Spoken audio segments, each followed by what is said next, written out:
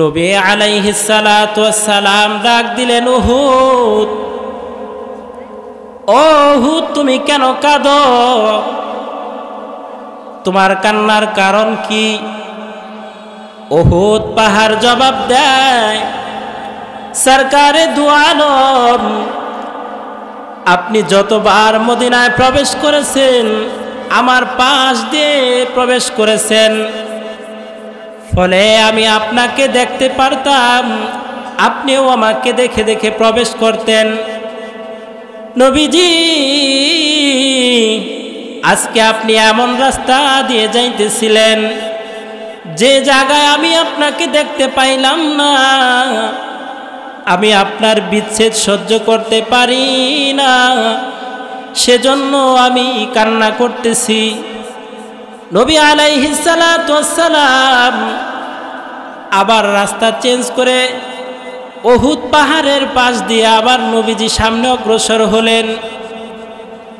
উহুদ পাহাড় নবীজির ভালোবাসা প্রকাশ করেছে, কিন্তু আমরা মানুষ হয়ে নবীজির ভালোবাসা প্রকাশ করতে পারি না। আমি কেমন নবীজির উম্মত হলাম, নবীজির কেমন উম্মত হলাম। এমন পয়গম্বর আল্লাহ আপনাকে আমাকে দান করেছেন, যেই নবী এত দামি, নবীজি এত দাম, নবী আলাইহিস সালাতু ওয়াস সালামের কেমন দাম। আপনার আমার পয়গম্বরের উপস্থিতি ছাড়া আল্লাহ তাআলা জান্নাতের গেটের তালা খুলবেন না। আপনার আমার পয়গম্বর বিশ্বনবী রাহমাতুল লিল আলামিনের সুপারিশ ছাড়া হাসরের ময়দানের বিচার কার্য শুরু করবেন না। এমন দামি নবী, দয়ার নবী, যেই নবীর ভালোবাসা আমার মধ্যে নাই, এমন নবীজির আদর্শহীন ভালোবাসাহীন উম্মত হয়ে যদি হাসরের ময়দানে দাঁড়াই, হাসরের ময়দানে তো এমন একটা পরিবেশ সৃষ্টি হবে, নবী আলাইহিস সালাতু ওয়াস সালাম হাউজে কাউসারের পাশে বসে বসে উম্মতকে হাউজে কাউসারের পানি পান করিয়ে করিয়ে জান্নাতে পাঠিয়ে দিবেন। কিছু কিছু মানুষ কাতারে শামিল হয়ে এমন মানুষ সেখানে নবীজির সামনে আসবে, যারা আসার সাথে সাথে আল্লাহর পয়গম্বর সাথে সাথে চেহারা ফিরিয়ে ফেলবেন। কারণ দুনিয়ার জমিনে তার দিলে নবীজির ভালোবাসা ছিল না, নবীজির আদর্শ তার মাঝে ছিল না। সেজন্য নবী আলাইহিস সালাতু ওয়াস সালাম ওই কঠিন মুহূর্তে তার থেকে চেহারা ফিরিয়ে ফেলবেন। যে উম্মত থেকে আল্লাহর পয়গম্বর চেহারা ফিরিয়ে ফেলবেন, ওই উম্মতের চেয়ে হতভাগা, ওই উম্মতের চেয়ে দুর্ভাগা দুনিয়ার জমিনে আর কেউ হতে পারে না। নবী আলাইহিস সালাতু ওয়াস সালাম উম্মতের প্রতি কেমন পাগল ছিলেন, বা নবীজি উম্মতের প্রতি ভালোবাসা কেমন ছিল, এই বিষয়টাই ইনশাল্লাহ আপনাদের সামনে তুলে ধরার চেষ্টা করব।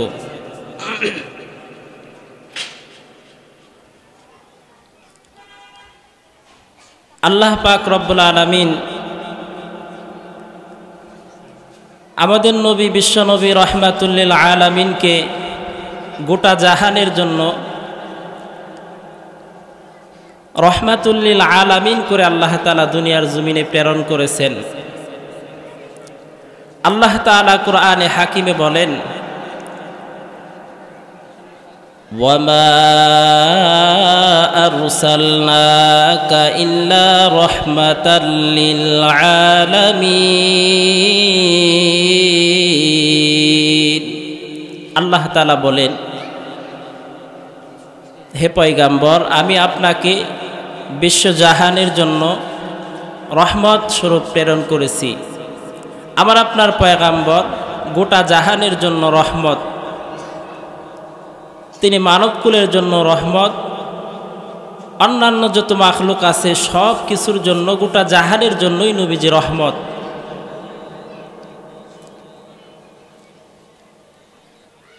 আমার আপনার পয়গাম্বর রহমত কিভাবে?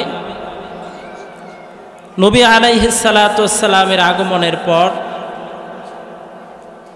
নবীজির দেখানো হেদায়েত অনুসরণ করে একজন মানুষ তারা হেদায়েত প্রাপ্ত হয়ে জান্নাতের মালিক হয়ে যায়।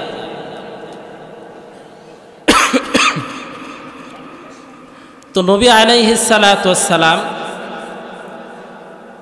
গোটা জাহানের জন্য রহমত করে আল্লাহ তাআলা প্রেরণ করেছেন। তো সেই নবী তিনার উম্মতের প্রতি কতটা ভালোবাসা ছিল, উম্মতকে কত ভালোবাসতেন।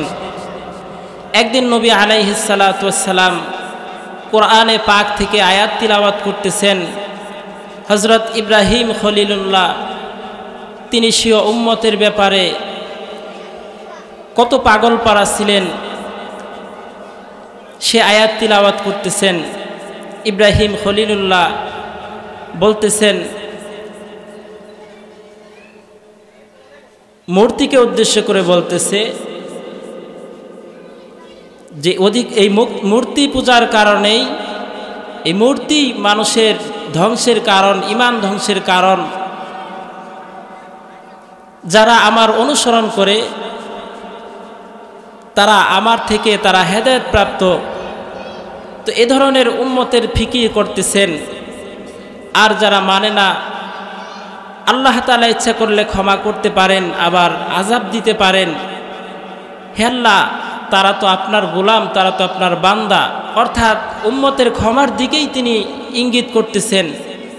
এরকমভাবে হযরত ঈসা আলাইহিস সালাতু ওয়াস সালাম উম্মতের ব্যাপারে ফিকির করতেছেন, হে আল্লাহ, তারা তো তোমারই বান্দা, তুমি যদি তাদেরকে ক্ষমা করে দাও, তুমি যদি তাদেরকে আযাব দাও, দিতে পারো, আর তুমি যদি ক্ষমা করে দাও, তারা তো তোমারই বান্দা।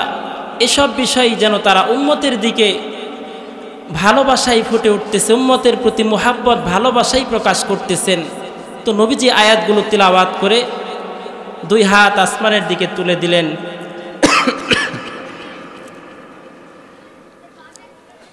সম্মানিত হাজিরিন, আল্লাহর পয়গম্বর দুটি হাত আসমানের দিকে তুললেন, চোখের পানি ফেলে ফেলে কান্দেন, ও আসমান জমিনের মালিক আল্লাহ, আমার গুনাহগার উম্মত, আমার গুনাহগার উম্মতের উপায় কি হবে, তাদের কি উপায় হবে? উম্মতের চিন্তায় নবীজি চোখের পানি ফেলে ফেলে কান্না করেন।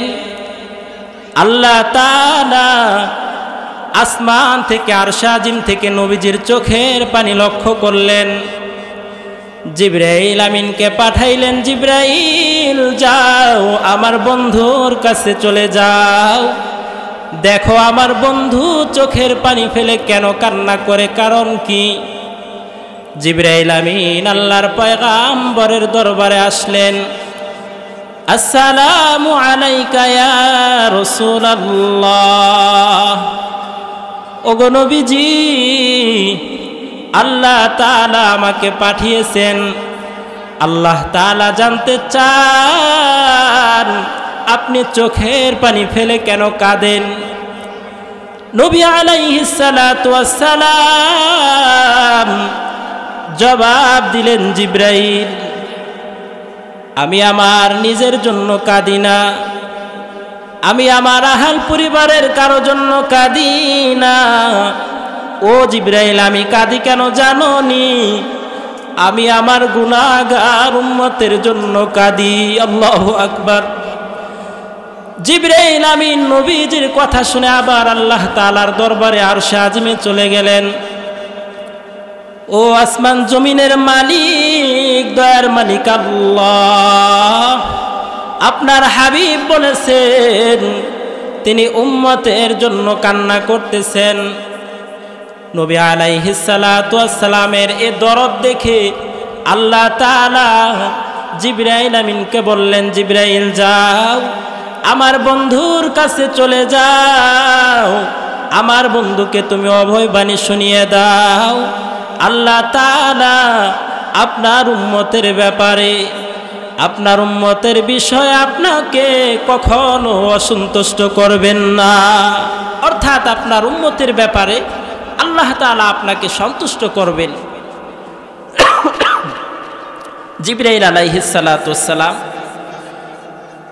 আল্লাহ তাআলার দরবার থেকে কথাগুলো শুনে আবার নবীজির দরবারে আসলেন। আসসালামু আলাইকা ইয়া রাসূলুল্লাহ। ওগো নবীজি, আল্লাহ তাআলা বলেছেন, আল্লাহ তাআলা আমাকে বলে পাঠিয়েছেন, আল্লাহ তাআলা আপনার উম্মতের ব্যাপারে কখনো আপনাকে অসন্তুষ্ট করবেন না। নবীজি, আপনি কাঁদবেন না, আপনার চোখের পানি আল্লাহ সহ্য করতে পারেন না। আল্লাহ তাআলা আমাকে জানিয়ে দিয়েছেন আপনার উম্মতের ব্যাপারে আল্লাহ তাআলা কখনো আপনাকে অসন্তুষ্ট করবেন না। নবীজির তো এত মায়া ছিল উম্মতের প্রতি, দয়ার নবী, মায়ার নবী, উম্মতের প্রতি এত পাগল, উম্মতের প্রতি এত ভালোবাসা নবীজির দিলে। একদিন নবী আলাইহিস সালাতু ওয়াস সালামকে আম্মা জান আয়েশা রাদিয়াল্লাহু তাআলা আনহা প্রশ্ন করলেন, ওগো নবীজি, আপনার হায়াতে জিন্দেগির সবচেয়ে বেদনার দিন, সবচেয়ে কষ্টের দিন ছিল কোনটি? নবীজি আয়েশা রাদিয়াল্লাহু তাআলা আনহার প্রশ্নের জবাবে বললেন, আয়েশা রে, আমার হায়াতে জিন্দেগির সবচেয়ে বেদনার দিন, সবচেয়ে কষ্টের দিন ছিল তায়েফের ময়দান। আয়েশা, উহুদের ময়দানে আমার দন্দান মুবারক শহীদ হয়েছে। ওই দিন আমি দুঃখিত ছিলাম, ব্যথিত ছিলাম, কষ্ট পেয়েছি, কিন্তু ওই সময় আমার আশপাশে আমার পরিচিত মানুষ ছিল,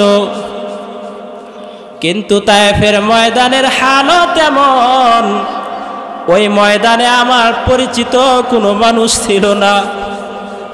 আয়েশা রে,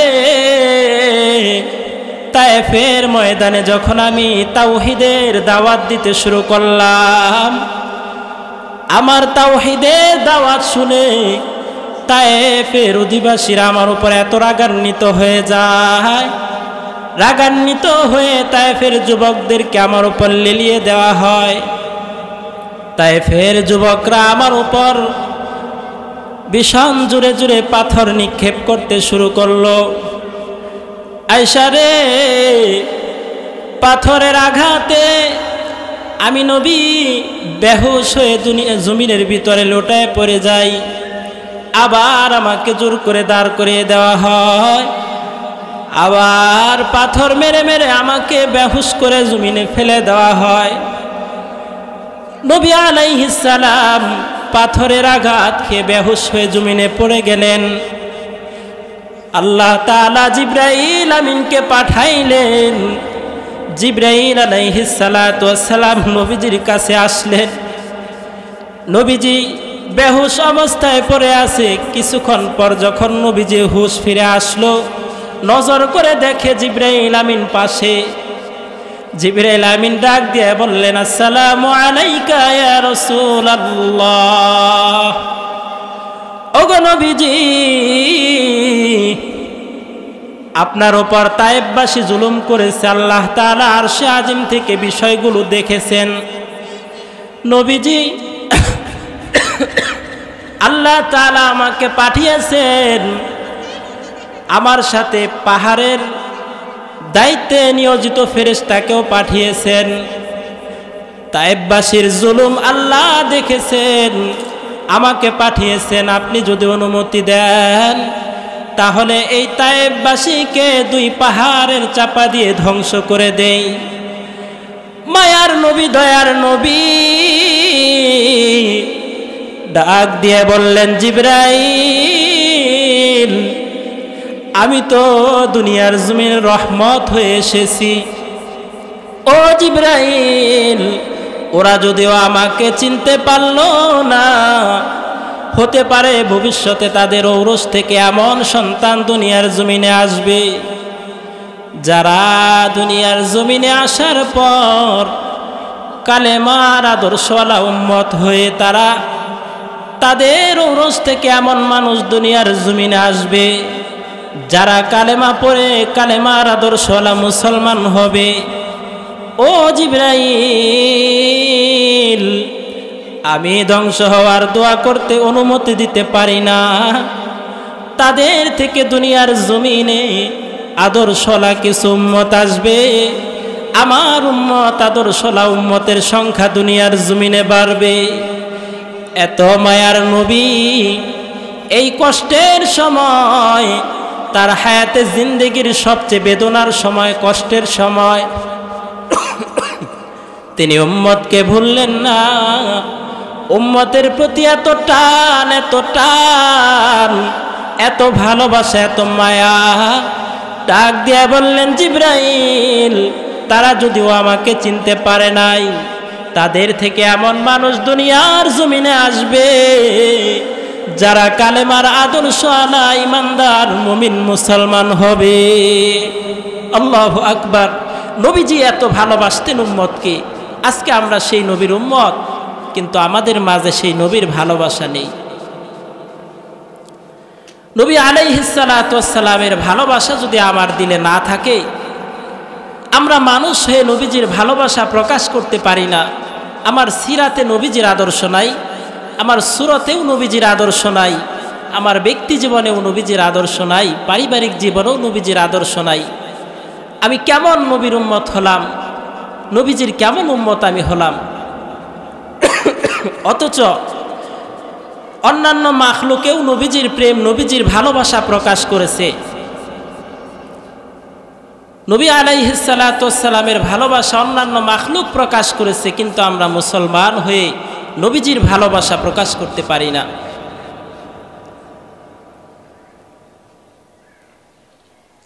নবী আলাইহিস সালাতু ওয়াস সালাম যখনই মদিনায় আসতেন, উহুদ পাহাড়ের ছাড় দিয়ে, উহুদ পাহাড়ের পাশ দিয়ে নবীজি মদিনায় আসতেন। তো একদিন নবীজি উহুদ পাহাড়ের পাশ দিয়ে না এসে অন্য কোথাও, অন্য রাস্তা দিয়ে নবীজি মদিনায় ঢুকতেছেন। তো এমন সময় জিবরাইল আলাইহিস সালাম নবীজির কাছে হাজির হলেন যে, নবীজি, উহুদ পাহাড় কান্না করতেছে। তো নবীজি বুঝতে পারছেন যে উহুদ পাহাড় আমার বিচ্ছেদেই কান্না করতেছে। তো নবীজি আবার ঘুরে সেই উহুদ পাহাড়ের পাশ দিয়ে উহুদ পাহাড়ের কাছে চলে আসলেন। নবী আলাইহিস সালাতু ওয়াস সালাম ডাক দিলেন, উহুদ, ও উহুদ, তুমি কেন কাঁদো? তোমার কান্নার কারণ কি? উহুদ পাহাড় জবাব দেয়, সরকারে দু আলম, আপনি যতবার মদিনায় প্রবেশ করেছেন আমার পাশ দিয়ে প্রবেশ করেছেন, ফলে আমি আপনাকে দেখতে পারতাম, আপনিও আমাকে দেখে দেখে প্রবেশ করতেন। নবীজি, আজকে আপনি এমন রাস্তা দিয়ে যাইতেছিলেন যে জায়গায় আমি আপনাকে দেখতে পাইলাম না, আমি আপনার বিচ্ছেদ সহ্য করতে পারি না, সেজন্য আমি কান্না করতেছি। নবী আলাইহিস সালাতু ওয়াস সালাম আবার রাস্তা চেঞ্জ করে উহুদ পাহাড়ের পাশ দিয়ে আবার নবীজি সামনে অগ্রসর হলেন। উহুদ পাহাড় নবীজির ভালোবাসা প্রকাশ করেছে, কিন্তু আমরা মানুষ হয়ে নবীজির ভালোবাসা প্রকাশ করতে পারি না। আমি কেমন নবীজির উম্মত হলাম, নবীজির কেমন উম্মত হলাম। এমন পয়গম্বর আল্লাহ আপনাকে আমাকে দান করেছেন, যেই নবী এত দামি, নবীজি এত দাম, নবী আলাইহিস সালাতু ওয়াস সালামের কেমন দাম। আপনার আমার পয়গম্বরের উপস্থিতি ছাড়া আল্লাহ তাআলা জান্নাতের গেটের তালা খুলবেন না। আপনার আমার পয়গম্বর বিশ্বনবী রাহমাতুল লিল আলামিনের সুপারিশ ছাড়া হাসরের ময়দানের বিচার কার্য শুরু করবেন না। এমন দামি নবী, দয়ার নবী, যেই নবীর ভালোবাসা আমার মধ্যে নাই, এমন নবীজির আদর্শহীন ভালোবাসাহীন উম্মত হয়ে যদি হাসরের ময়দানে দাঁড়াই, হাসরের ময়দানে তো এমন একটা পরিবেশ সৃষ্টি হবে, নবী আলাইহিস সালাতু ওয়াস সালাম হাউজে কাউসারের পাশে বসে বসে উম্মতকে হাউজে কাউসারের পানি পান করিয়ে করিয়ে জান্নাতে পাঠিয়ে দিবেন। কিছু কিছু মানুষ কাতারে শামিল হয়ে এমন মানুষ সেখানে নবীজির সামনে আসবে, যারা আসার সাথে সাথে আল্লাহর পয়গম্বর সাথে সাথে চেহারা ফিরিয়ে ফেলবেন। কারণ দুনিয়ার জমিনে তার দিলে নবীজির ভালোবাসা ছিল না, নবীজির আদর্শ তার মাঝে ছিল না। সেজন্য নবী আলাইহিস সালাতু ওয়াস সালাম ওই কঠিন মুহূর্তে তার থেকে চেহারা ফিরিয়ে ফেলবেন। যে উম্মত থেকে আল্লাহর পয়গম্বর চেহারা ফিরিয়ে ফেলবেন, ওই উম্মতের চেয়ে হতভাগা, ওই উম্মতের চেয়ে দুর্ভাগা দুনিয়ার জমিনে আর কেউ হতে পারে না। এজন্য নবীজির আদর্শলা উম্মত হতে হবে, নবীজির ভালোবাসা আমার দিলে স্থান দিতে হবে। যদি পারি তাহলেই কেবল আমি নবীজির আদর্শবান উম্মত হয়ে নবী আলাইহিস সালাতু ওয়াস সালামের সাথে জান্নাতে থাকা যাবে। নবী আলাইহিস সালাতু ওয়াস সালাম উম্মতকে কেমন ভালোবাসতেন আরও একটি ঘটনা। দুনিয়ার জমিন ধ্বংস হয়ে যাবার পর আবার আল্লাহ তাআলা সব মানুষকে হাসরের ময়দানে একত্রিত করবেন, পুনরায় দুনিয়ার হায়াতের বিচার করার জন্য, হিসাব নিকাশ গ্রহণ করার জন্য আল্লাহ তাআলা হাসরের ময়দান কায়েম করবেন। দুনিয়ার জমিনে যে যেখানেই মাটির নিচে কবরে মাটির সাথে মিশে আছে, সব মানুষ আল্লাহ তাআলা আবার বিচার কার্যে দাঁড় করানোর জন্য পুনরায় আবার জীবিত করবেন। সর্বপ্রথম আল্লাহ তাআলা চারজন ফেরেশতাকে জীবিত করবেন, হযরত জিবরাইল, ইসরাফিল, মিকাইল, আজরাইল আলাইহিস সালাম। চার ফেরেশতা জীবিত হওয়ার পর আল্লাহ তাআলা জিবরাইল আমিনকে বলবেন, হে জিবরাইল, তুমি দুনিয়ার জমিনে আমার নবী মাটির নিচে শুয়ে আছে, নবীজিকে রওজা মাকামে মাহমুদে ডেকে নিয়ে আসো। তুমি মুহাম্মদে আরবিকে মাকামে মাহমুদে ডেকে নিয়ে আসো। জিবরাইল আমিন নবীজির সন্ধানে আল্লাহ তাআলার নির্দেশ পেয়ে জমিনে আসলেন, কিন্তু দুনিয়ার অবস্থা এখন যেমন ওই সময় এরকম না, সমতল ভূমি। নবীজি মাটির নিচে রওজায় শুয়ে আছে। কোথায় শুয়ে আছে জিবরাইল আমিন চিনতেছেন না, খুব পেরেশান হয়ে গেলেন। হযরত মিকাইল আলাইহিস সালাতু ওয়াস সালাম লক্ষ্য করলেন জিবরাইল আলাইহিস সালাতু ওয়াস সালাম বড় পেরেশান, বড় অস্থির হয়ে পড়লেন। জিবরাইল আলাইহিস সালাতু ওয়াস সালামের অস্থিরতা দেখে মিকাইল আলাইহিস সালাম প্রশ্ন করলেন, ও ভাই জিবরাইল, তোমাকে কেমন যেন ব্যাকুল ব্যাকুল মনে হয়, কারণ কি, কেন তোমাকে ব্যাকুল ব্যাকুল মনে হয়? জিবরাইল আমিন ডাক দিয়ে বললেন, ও ভাই মিকাইল, আল্লাহ তাআলা আমাকে নির্দেশ দিয়েছেন মুহাম্মদ আরবিকে মাকামে মাহমুদে ডেকে নিয়ে যাওয়ার জন্য, কিন্তু বিষয়টা হলো আমি আল্লাহর নবীর রওজা কোথায় এটা তালাশ করে পাইতেছি না। জিবরাইল আমিন এ কথা বলার পর মিকাইল আলাইহিস সালাম বলতেছেন, এ ভাই কান্না করার কি আছে, নবীজি তো মাটির নিচেই কোথাও না কোথাও শুয়ে আছে, তাই না? হ্যাঁ তাই তো। মাটিকে জিজ্ঞেস করেন, মাটিকে জিজ্ঞেস করলেই মাটি তো বলে দেয়, এখানে টেনশন করার কি হইল? তো জিবরাইল আমিন কিছুটা স্বস্তি বোধ করলেন, তাই তো আমি মাটিকে জিজ্ঞেস করি। জিবরাইল আমিন মাটিকে ডাক দিয়ে বললেন, মাটি, ও মাটি, তুমি একটু আমাকে বলে দাও আল্লাহর পয়গম্বরের রওজা কোথায়, আল্লাহর নবী কোথায় শুয়ে আছে, আমাকে একটু বলে দাও, আমি চিনতে পারতেছি না। মাটি থেকে আওয়াজ আসে, জিবরাইল, তুমি আল্লাহর নবীর রওজা কোথায় কথাটা জিজ্ঞেস করলে, একটিবারও কি জিজ্ঞেস করলে না? মাটি রে, তোর কি অবস্থা, তোর কি হালত? জিবরাইল আমিন অবাক হয়ে গেলেন, আরে তুমি তো সাধারণ মাটি, তোমার কি হালত এটা জিজ্ঞেস করার কি আছে? মাটি থেকে জবাব দেয় জিবরাইল, ইসরাফিল আলাইহিস সালাতু ওয়াস সালাম যখন কিয়ামত হয়ে যাওয়ার সিংহা ফুঁক দিলেন, কদ দাক্কানি আল্লাহু দাক্কা, আল্লাহ তাআলা মাটিকে এমন জোরে ধাক্কা মেরেছে, আমি মাটিকে এমন করে মিক্স করেছে, ও ভাই জিবরাইল, আমি নিজে মাটিও ভুলে গেছি আল্লাহর নবীর রওজা কোথায়, আমি নিজেই ভুলে গেছি নবীজির রওজা কোথায়। জিবরাইলের টেনশন বাড়ছে না কমছে?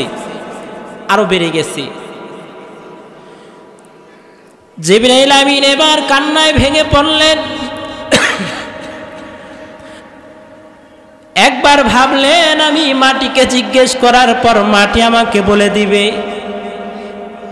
কিন্তু যে মাটির নিচে নবীজি শায়িত আছেন ওই মাটিও বলতে পারে না নবীজির রওজা তার কোথায়। আমি কেমন করে মাওলার হুকুমে সাড়া দিব, নবীজিকে মাকামে মাহমুদে নিয়ে যাব? জিবরাইল বড় পেরেশান, জিবরাইল অস্থির হয়ে পড়লেন। জিবরাইল টেনশন করতে করতে এক পর্যায়ে জিবরাইলের ঘুম তন্দ্রা এসে যায়। কিছুক্ষণ পর নজর করে দেখে বহু দূর থেকে একটা আলোর রশি আরশে আজিমের দিকে উঠেছে। আল্লাহু আকবার। জিবরাইল আমিনের বুঝতে দেরি নাই, এটা অন্য কোনো আলো নয়, অন্য কোনো জ্যোতি নয়, এটা আল্লাহ নবী বিশ্বনবী রাহমাতুল্লিল আলামিনের রওজা তার থেকে নূরের জ্যোতি আরশে আজিমের দিকে উঠেছে। জিবরাইল আমিন নবী আলাইহিস সালাতু ওয়াস সালামের রওজার পাশে এসে আলো দেখে, নূর দেখে অনুমান করে রওজার পাশে এসে দাঁড়ালেন। নবী আলাইহিস সালাতু ওয়াস সালামকে আদবের সাথে জিবরাইল আমিন ডাক দিলেন, আসসালামু আলাইকা ইয়া রাসূলুল্লাহ। ওগো নবীজি, কুম বিইذনিল্লাহ, আপনি আল্লাহ তাআলার নির্দেশে মাটির বুক চিরে দ্বিতীয়বারের মতো আপনি জীবিত হয়ে উপরে ওঠেন। আপনি মাটির বুক ছেড়ে আবার জমিনের উপরে উঠে পড়েন। সকল নবী আলাইহিস সালাম তাদের রওজায়, তাদের কবরে জীবিত, তো মাটির নিচ থেকে ওঠার জন্য নির্দেশ করবেন যে আপনি মাটির বুক চিরে উপরে উঠুন, আল্লাহ তাআলা আমাকে পাঠিয়েছেন আপনাকে মাকামে মাহমুদে নিয়ে যাওয়ার জন্য। নবীজি উম্মতের জন্য কত পাগল, দেখেন কি অবস্থা। আল্লাহর পয়গম্বর সরকারে দু আলম নবী রাহমাতুল্লিল আলামিন, ভাই ওগো নবীজি, আল্লাহ তাআলা কিয়ামত হয়ে যাওয়ার পর সর্বপ্রথম আমরা চার ফেরেশতা মানব কুলের মধ্য থেকে সর্বপ্রথম আপনি নবী উঠলেন, দ্বিতীয় কোনো মানুষ উঠে নাই, আপনার কোনো উম্মত এখনো মাটির বুক চিরে ওঠে নাই, অন্য কোনো মাখলুক মানুষ উঠে নাই। নবীজি, আল্লাহ তাআলা আমাকে বলেছেন আপনাকে মাকামে মাহমুদে নিয়ে যাওয়ার জন্য। নবী আলাইহিস সালাম উম্মতের মায়া এত বেশি, যখন শুনলেন কোনো উম্মত এখনো ওঠে নাই, এরপর নবীজি মাকামে মাহমুদে যাওয়ার জন্য রাজি হয়ে গেলেন। এমন দয়ার নবী যেই নবীর আদর্শ আজকে আমাদের মধ্যে নাই। নবীজির কালেমার আদর্শওয়ালা উম্মত যদি আমি হতে পারতাম, আমার সিরাতেও নবীজির আদর্শ থাকতো, আমার সুরাতেও নবীজির আদর্শ থাকতো।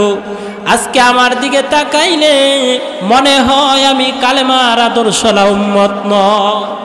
নবীজির ভালোবাসা নবীজির ভালোবাসা যদি আমার দিলে না থাকে, তাহলে আমি আর আপনি হাসরের ময়দানে নবীজির সামনে কেমন করে মুখ দেখাবো?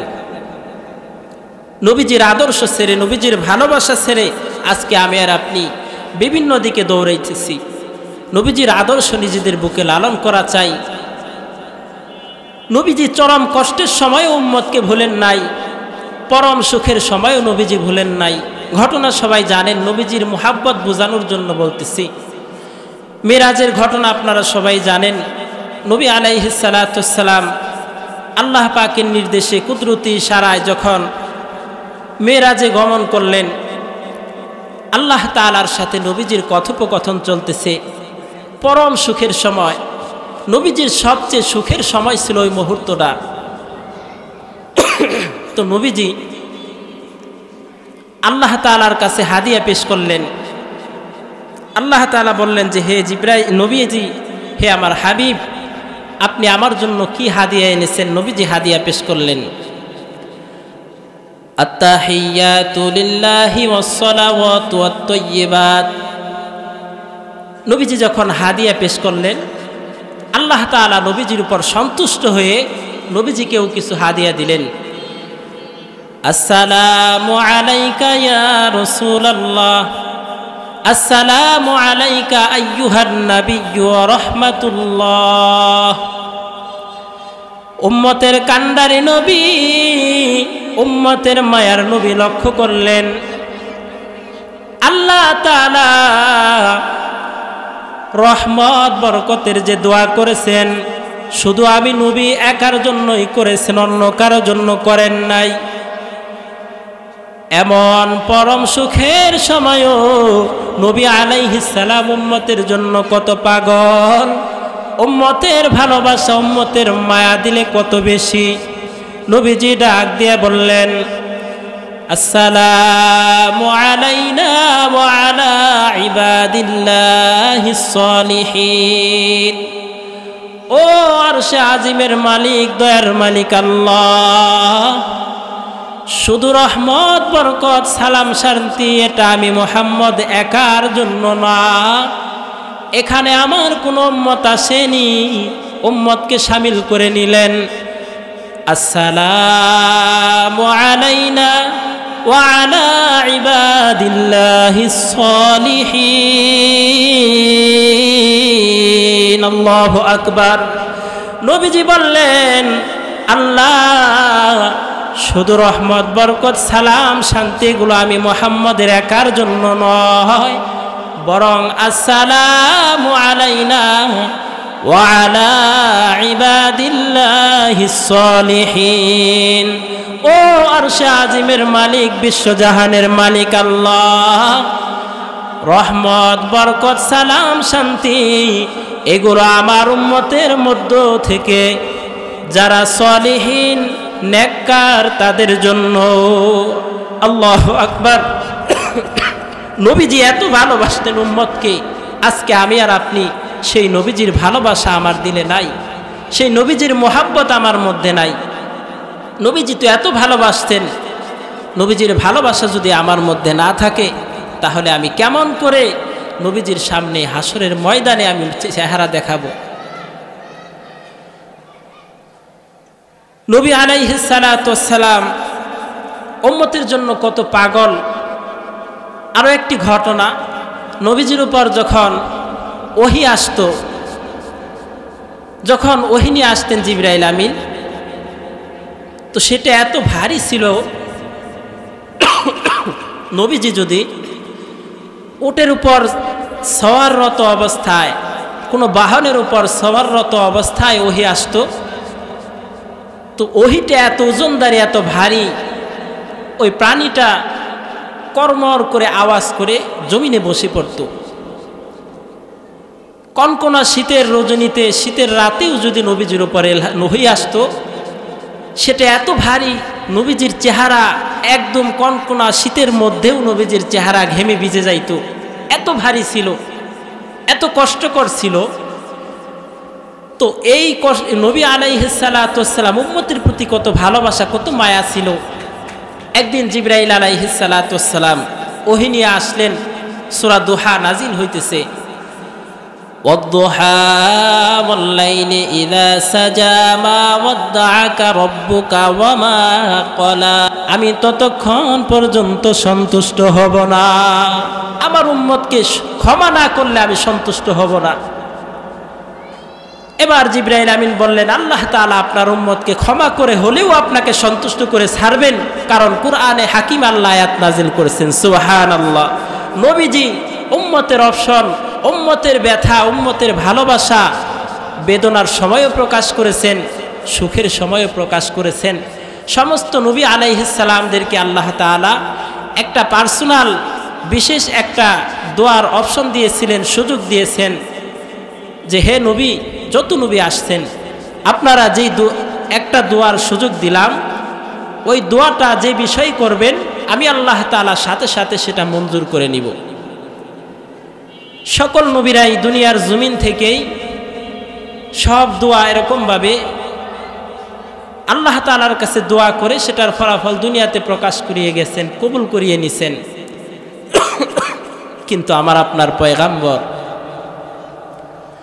ওই সময়ও তিনি নগদের আশা করেন নাই, তিনি উম্মতের জন্য রাখছেন। কারণ নবী আলাইহিস সালাতু ওয়াস সালাম উম্মতের জন্য বেশি পাগল পারা ছিলেন। নবীজির দিলের ভিতরে একটা উম্মতের মায়া, যে আমি এই দোয়াটা হাসরের ময়দানে আমার গুনাহগার উম্মতের জন্য করব। আল্লাহু আকবার। নবী আলাইহিস সালাতু ওয়াস সালাম ওই দোয়াটা করেন নাই, কারণ তিনি হাসরের ময়দানের জন্য রেখে দিছেন। যখন হাসরের ময়দান কায়েম হয়ে যাবে, সমস্ত মানুষ, সমস্ত ওলিয়া উলিয়া সকলেই উপরের দিকে নজর করে বলতে থাকবে, ইয়া নাফসি ইয়া নাফসি, হে মালিক, আজকে এই কঠিন মুহূর্তে আমার কি উপায় হবে? কারণ হলো আল্লাহ তাআলা সেদিন কাহার রূপ ধারণ করে বসবে ইনসাফের বিচার করার জন্য। এজন্য সকলেই গুনাহগার, পাপী, নেককার, বদকার সবাই ইয়া নাফসি করতে থাকবে। কিন্তু আমার আপনার পয়গাম্বর ওই সময়ও সিজদায় পড়ে নবীজি উম্মতের জন্য কাঁদবেন। আল্লাহর পয়গাম্বর সিজদায় পড়ে ডাক দিয়ে বলবেন, ইয়া হাবলি উম্মতি ইয়া হাবলি উম্মতি। ও আসমান জমিনের মালিক, দয়ার মালিক আল্লাহ, আমার গুনাহগার উম্মতের উপায় কি? আমার উম্মতের উপায় কি হবে? কারণ নবীজি আল্লাহ তাআলার পক্ষ থেকে সেই পার্সোনাল দোয়াটা দুনিয়ার জমিনে মঞ্জুর করার নাই, তিনি হাসরের ময়দানের জন্য রেখে দিয়েছেন। নবী আলাইহিস সালাতু ওয়াস সালাম সিজদায় পড়ে যখন কাঁদবেন, আল্লাহ তাআলা ডাক দিয়ে বলবেন, হাবিব আমার, আপনি দুনিয়ার জমিনে কেঁদেছেন, রওজায় শুয়েও কেঁদেছেন, ও নবী আপনি আজকে হাসরের ময়দানে আপনি কাঁদবেন না, আপনি মাথা তুলেন, আমার কাছে আপনি যা চাইবেন আমি আল্লাহ তাআলা মঞ্জুর করব। নবী আলাইহিস সালাম যেহেতু দুনিয়ার জমিনের সেই পার্সোনাল দোয়াটা রেখে দিয়েছেন, তখন নবীজি বলবেন, আল্লাহ, ও আসমান জমিনের মালিক, আমার সকল গুনাহগার উম্মতকে ক্ষমা না করলে আমি মাথা উঠাবো না, আমার সকল গুনাহগার উম্মতকে ক্ষমা করে দাও। আল্লাহ তাআলা পয়গাম্বরের ভালোবাসা মায়া দেখে ওই পার্সোনাল দোয়ার অপশনটা আছে। আল্লাহ বলবেন, হাবিব আমার, আমি আল্লাহ তাআলা আপনার সকল গুনাহগার উম্মতকে ক্ষমা করে জান্নাতি বলে ঘোষণা দিলাম। সেই পয়গাম্বরের আদর্শলা উম্মত আমাদের হতে হবে। আজকে আমরা নবীজির আদর্শ ছেড়ে এদিক সেদিক ঘোরাফেরা করতেছি, নবীজির আদর্শ ছাড়া, সুন্নত ছাড়া মুক্তির কোনো উপায় নাই। সম্মানিত হাজিরিন, নবীজি আমাদেরকে যেমন ভালোবাসছেন, আমরাও নবীজির ভালোবাসাকে নিজেদের বুকে ধারণ করে, নবীজির সুন্নতকে অনুসরণ করে আমরা আখিরাতের জীবনকে সুন্দর করি। আল্লাহ তাআলা আমাদের সকলকে প্রিয় নবীর আদর্শকে ফলো করে, আল্লাহ তাআলার সকল বিধিনিষেধ পালন করে দুনিয়ার জমিন থেকে আল্লাহর সন্তুষ্টি নিয়ে পরপারে রওনা হওয়ার তৌফিক আমাদের সকলকে আল্লাহ দান করেন। সকল উম্মতে মুসলিমাকে তৌফিক দান করেন। আমিন। ওয়া আখিরু দাওয়ানা আনিল হামদুলিল্লাহি রাব্বিল আলামিন। সম্মানিত হাজিরিন, আমি আপনাদের এই মারকাজুল উলুম